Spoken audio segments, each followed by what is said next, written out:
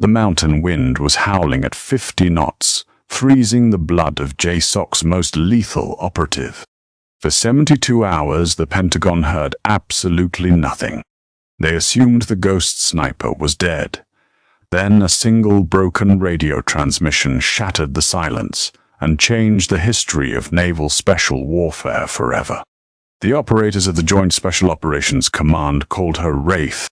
Her real name was Lieutenant Commander Sophia Jenkins, and she carried a burden heavier than the 80-pound rucksack strapped to her shoulders. As the first female Navy SEAL to not only pass the grueling BUD/training, but to be drafted into the elite Tier 1 unit of Devdriker, her existence was a closely guarded state secret. The Pentagon didn't want the world to know she existed until they were ready to write the press release. Sophia didn't care about press releases. She cared about windage, elevation, and the exact rotational drift of a .338 Lapua Magnum round over a distance of 2,000 yards. It was late November 2023. Operation Winterfall was supposed to be a standard Overwatch mission deep in the hostile, snow-choked peaks of the Pamir Mountains, right on the jagged border of Tajikistan and Afghanistan. The target was Victor Caldwell, a disgraced former British intelligence officer who had gone rogue, forming a ruthless private military company known as the Iron Syndicate. Caldwell had gotten his hands on stolen, military-grade encrypted drone telemetry software. He was brokering a multi-million-dollar deal with a local warlord to turn commercial drones into untraceable, precision-guided munitions. Intelligence suggested Caldwell would be operating out of a heavily fortified compound in the Shigal Valley. The plan was simple, brutal, and precise. Sophia and her spotter, Chief Petty Officer David Collins, would halo jump into the mountains, hike 12 miles through waist-deep snow to a perilous vantage point, and provide sniper overwatch for a Delta Force assault team moving in from the valley floor. At 0200 hours, the ramp of the C-17 Globemaster lowered into the freezing night.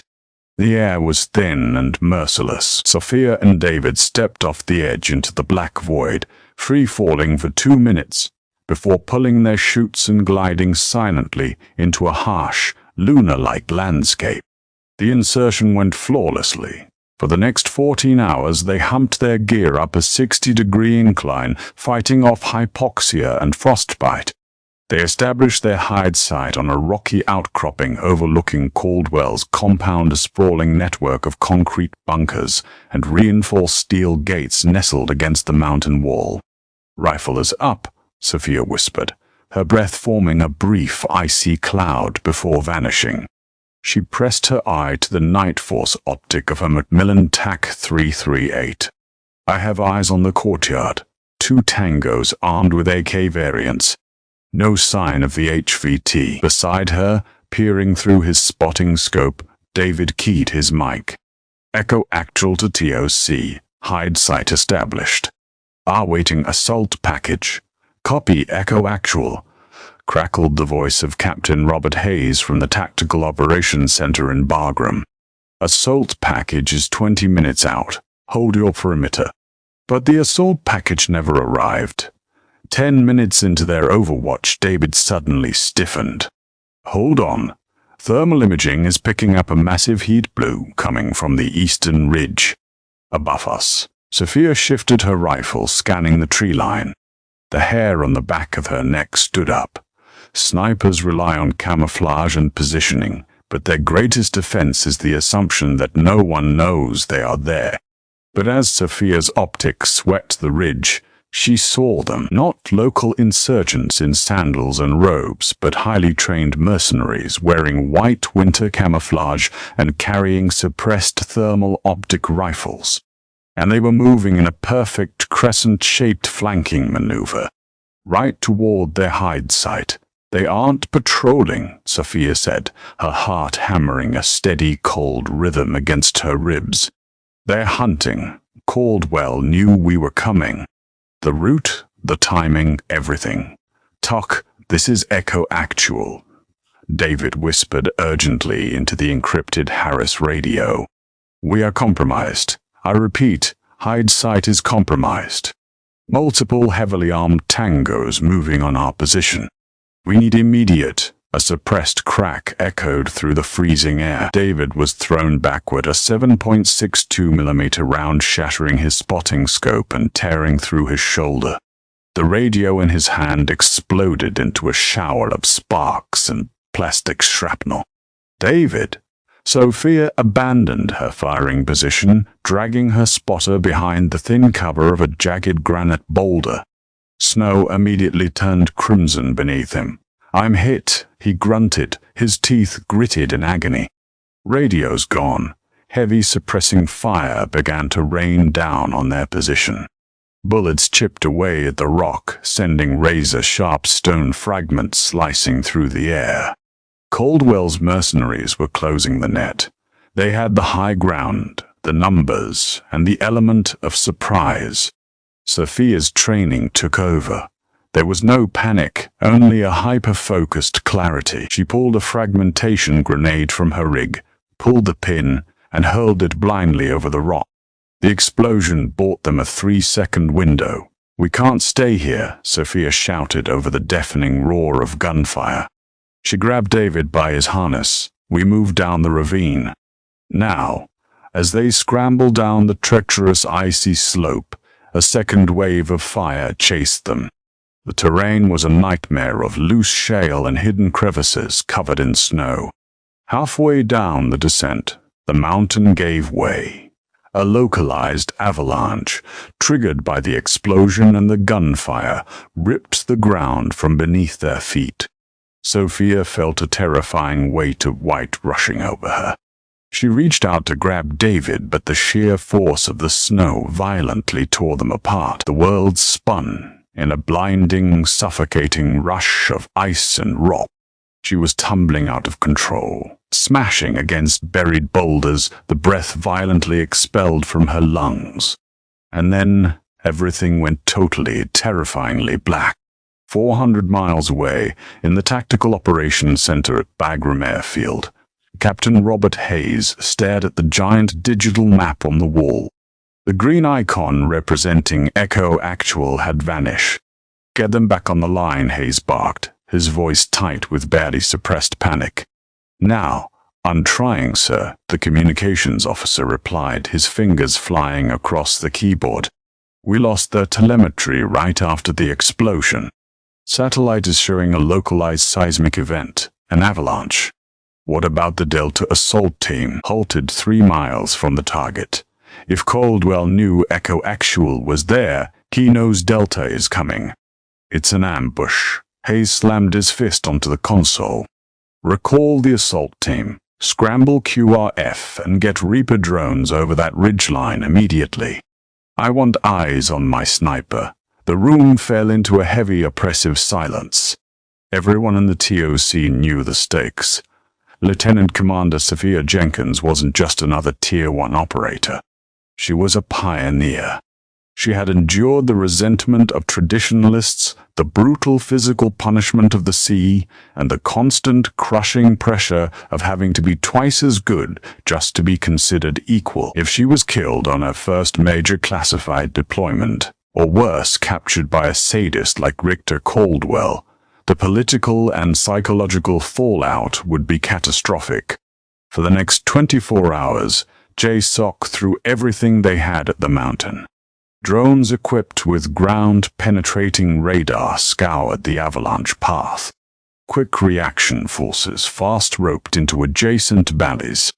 But a massive winter storm rolled in, grounding the aircraft and blinding the satellites. The Pentagon brass began whispering the terrible unspoken truth. No one survives an avalanche, an ambush in sub-zero temperatures without gear or comms.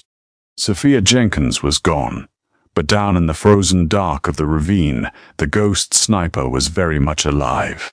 Sophia woke up buried beneath 3 feet of packed snow. Her left leg was pinned under the massive trunk of an uprooted pine tree, and her head was throbbing with a severe concussion.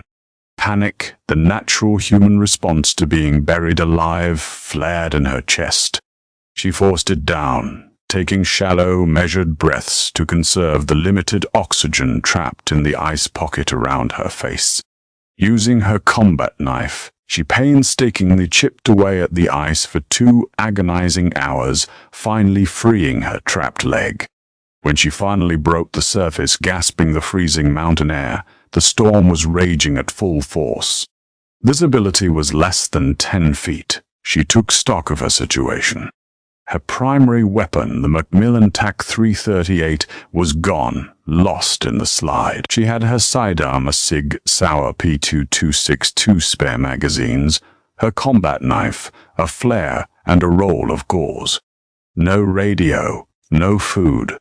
And worst of all, no David. "David!" she whispered into the howling wind.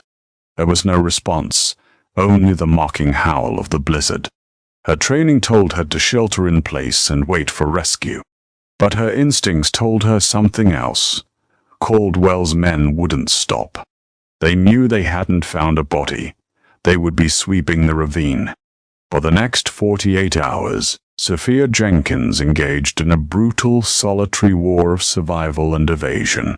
The temperature dropped to 20 below zero. She kept moving, tying rags around her boots to mask her footprints in the snow. She survived by eating pine needles and chewing on snow, fighting off the encroaching numbness of frostbite that turned her fingers blue and sluggish.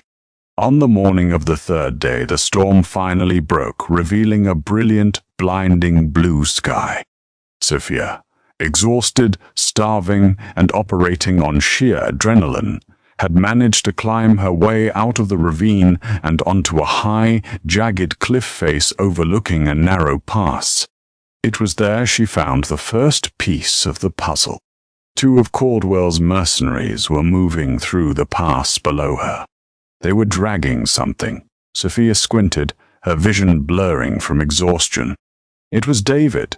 He was unconscious, his hands bound, being dragged toward a convoy of heavily armored SUVs parked half a mile down the trail. Caldwell wasn't just trying to kill them. He wanted a hostage.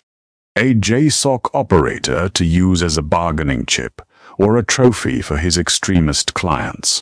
Sophia watched from the cliffs above, the cold fury overriding the pain in her frozen limbs. She couldn't take on an entire convoy with a handgun. She needed an equalizer. Silently, she stalked the 2 mercenaries from above, moving like a phantom across the treacherous rock face. When they paused to rest and radio their commander, Sophia made her move. She dropped 20 feet from a rocky overhang, landing directly on the rear guard. She drove her combat knife through the gap in his body armor, silencing him instantly.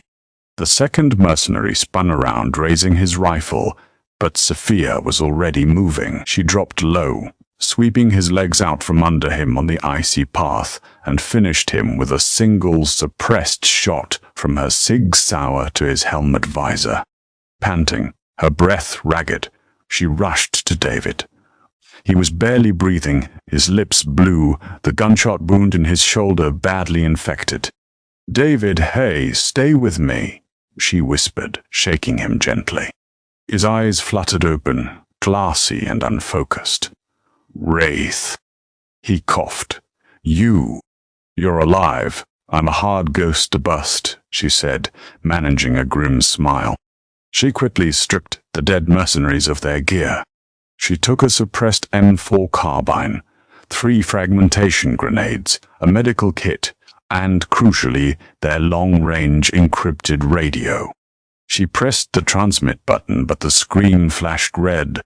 "Encrypted network. Access denied." "Damn it," she muttered. Caldwell's men were using a closed-loop comms system.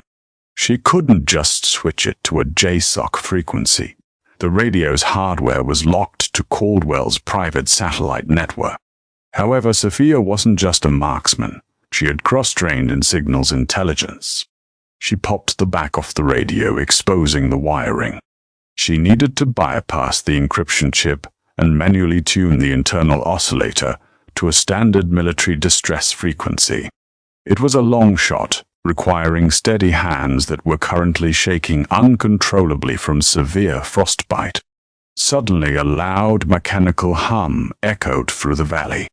Sophia looked up. A mile down the pass, the armored convoy was moving, and leading them was a massive, heavily modified tactical command vehicle. Victor Caldwell was moving out, and he was heading straight for the extraction zone, where JSOC's quick reaction force was likely setting up to search for her. It was a trap. Caldwell was going to ambush the rescue helicopters using the stolen drone tech.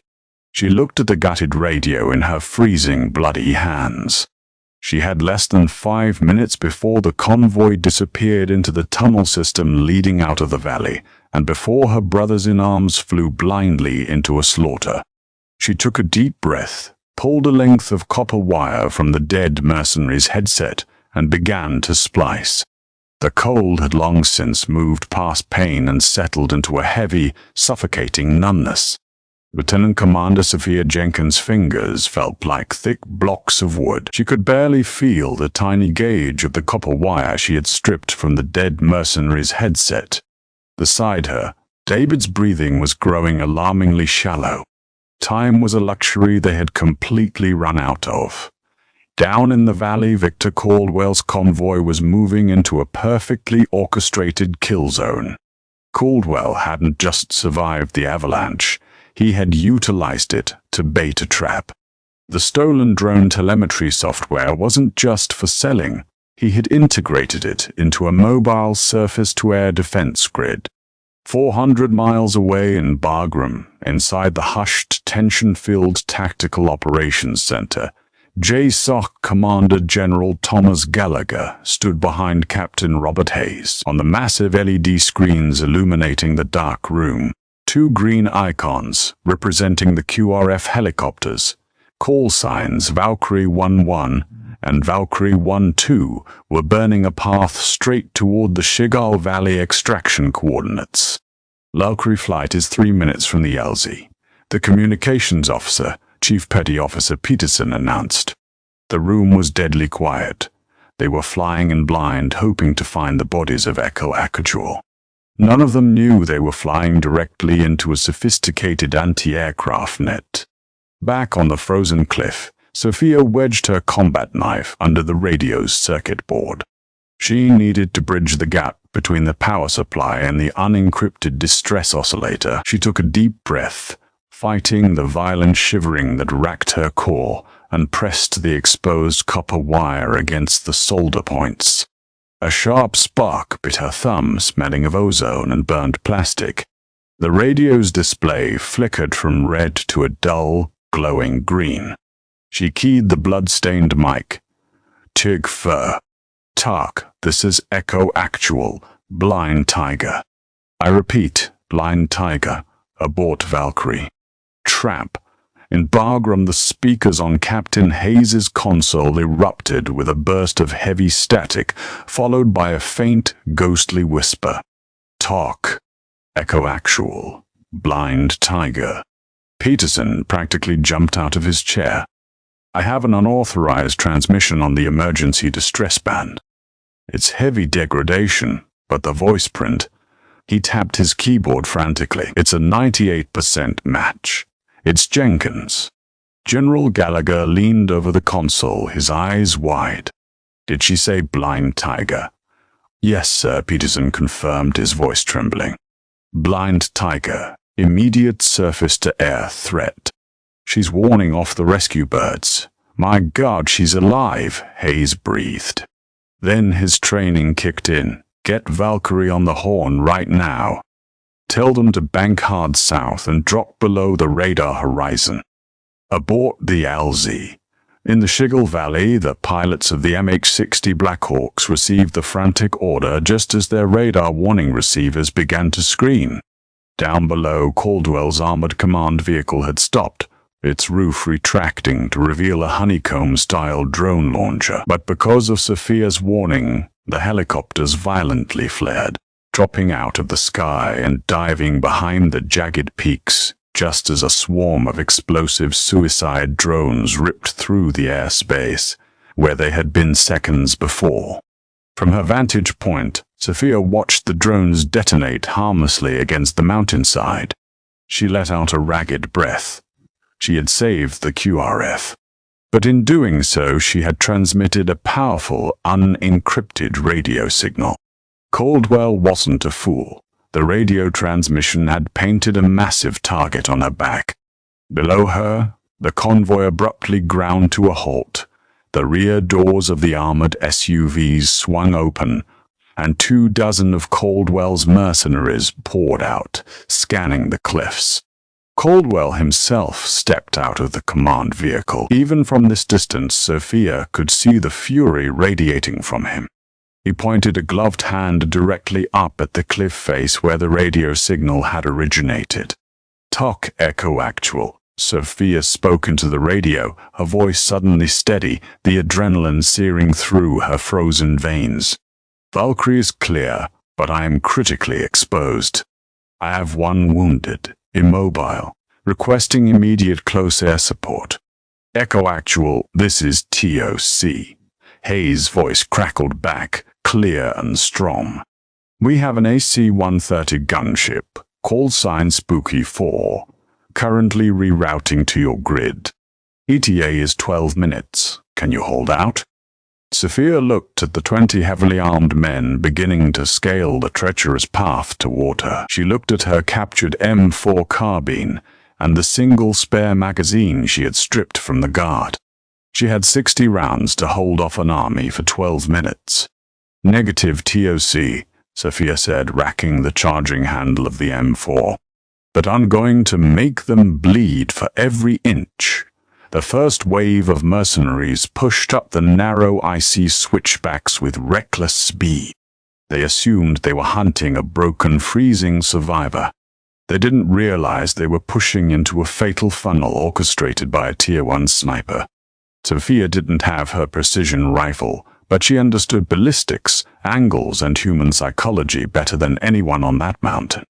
She wedged herself between two granite slabs, creating a nearly invisible loophole. As the lead fire team breached the 300-yard mark, Sophia exhaled, letting her lungs empty. She squeezed the trigger. Crack. Crack.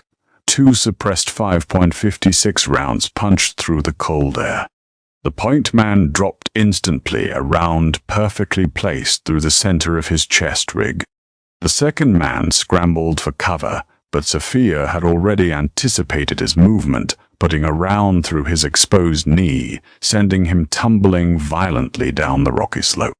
The canyon erupted in chaotic, suppressed gunfire as the mercenaries returned fire blindly. Bullets chipped away at the rock face, inches from Sophia's head, showering her with stone dust. She didn't flinch. She simply relocated, sliding through a narrow fissure to a secondary firing position she had scouted minutes before. She fired again. 2 more targets dropped. Down below, Caldwell was losing his mind. He was losing his elite operators to a ghost. Realizing a frontal assault was suicide, he changed tactic. He ran back into his command vehicle and began typing furiously into a ruggedized terminal. From her elevated position, Sophia saw a second drone launcher emerging from the roof of the vehicle. These weren't anti-aircraft drones, they were thermal-guided anti-personnel quadcopters. If Caldwell launched them, they would swarm the cliff, locate her and David's heat signatures, and detonate. She had no defense against a drone swarm. "TOC, Caldwell is prepping a drone swarm for a localized strike," Sophia transmitted, her breath coming in sharp gasps. "Where is my air support?" "Spooky 4 is 3 minutes out. Echo Actual," Hayes replied, the anxiety bleeding through the radio. "You have to take out that command link." Sophia looked down the mountain. The command vehicle was exactly 750 yards away. For a sniper with a custom-built bolt-action 338 Lapua, a 750-yard shot in heavy crosswinds is a challenging day at the office. But Sophia didn't have her sniper rifle. She had a captured standard-issue M4 carbine with a 4-power ACOG scope. The 5.56mm bullet is lightweight. At 750 yards, the bullet drop would be over 150 inches, and the 30-knot wind would push the round wildly off course. In standard military doctrine, it was an impossible shot. But Sophia Jenkins wasn't standard. She crawled out of her cover, exposing herself completely on an overhanging ledge to get a clear line of sight. The wind whipped her hair violently. She ignored the incoming fire snapping past her ears. She pulled the M4 tight into her shoulder, her cheek welding perfectly to the cold stock. She looked through the ACOG. The drone command terminal was a small black box on the roof of the SUV. "Calculate," her mind whispered. "Wind is full value from 3 o'clock at 30 knots. Distance 750. Elevation is negative 30 degrees. She aimed high and completely off target, placing the reticle in the empty space of the sky, anticipating the exact parabolic arc the tiny bullet would have to take. She slowed her heart rate in between the beats of her own heart. In the freezing silence of her own mind, she applied 3 pounds of pressure to the trigger. Bang! The bullet traveled for nearly a full second. Down below, Caldwell slammed his hand down on the launch button. At that exact millisecond, Sophia's 5.56 round slammed directly into the side of the ruggedized terminal, shattering the lithium battery core and destroying the motherboard. A shower of sparks erupted from the roof of the SUV. The drones, halfway out of their launch tubes, instantly lost their signal protocol. They dropped like dead weights onto the snow, lifeless. Caldwell stared at the destroyed terminal in sheer disbelief. He looked up at the cliff, unable to comprehend the mathematics of the shot that had just ended his operation. Before he could give another order, the sky tore open. The low, terrifying mechanical roar of the AC-130 gunship echoed through the Chagall Valley. Spooky 4 had arrived. "Echo Actual, this is Spooky 4. We have you visually," the pilot's voice drawled over the radio. "Keep your heads down. We're bringing the rain." A deafening burst of the 25mm Gatling gun ripped the valley floor apart. Caldwell's convoy, his mercenaries and his stolen technology were vaporized in a spectacular storm of fire and explosive steel. Sophia covered David's body with her own as the shock waves rattled the cliff face. 10 minutes later, the unmistakable thwack thwack thwack of a Black Hawk rotor beat against the mountain. Valkyrie 1-1 flared over the ridge, lowering a rescue basket. When the pararescue jumpers fast dropped down to the ledge, they froze for a fraction of a second. There, leaning against the frozen rock, her face covered in frostbite and soot, was the ghost sniper. She had one arm tightly wrapped around the unconscious body of Chief Collins, keeping him alive with her own body heat. "We got him, Mum," a PJ shouted over the rotor wash, taking David's weight. "We got you." Sophia didn't collapse. She didn't cry. She simply nodded, handed the captured M4 to the medic, and climbed into the basket. 72 hours after she vanished into the black void of the Pamir Mountains, Lieutenant Commander Sophia Jenkins returned. 6 months later, behind closed doors at a highly classified ceremony in Washington, she became the first female operator in naval history to be awarded the Navy Cross. Her name would never be printed in the newspapers. Her face would never appear on a news broadcast, but inside the secretive walls of JSOC, everyone knew the truth. They knew the legend of the ghost sniper, and they knew that when the world thought she was buried, she was just taking a deep breath, calculating the wind, and preparing to take the shot. Did the incredible, heart-stopping survival story of the ghost sniper leave you absolutely speechless? The unbreakable bravery of elite operators, like Sophia Jenkins, proves that true grit and tactical genius know no gender. If you want more classified combat stories, deep dive military history, and intense tactical breakdowns, hit that like button. Share this video with your friends and subscribe. Turn on notifications so you never miss a mission.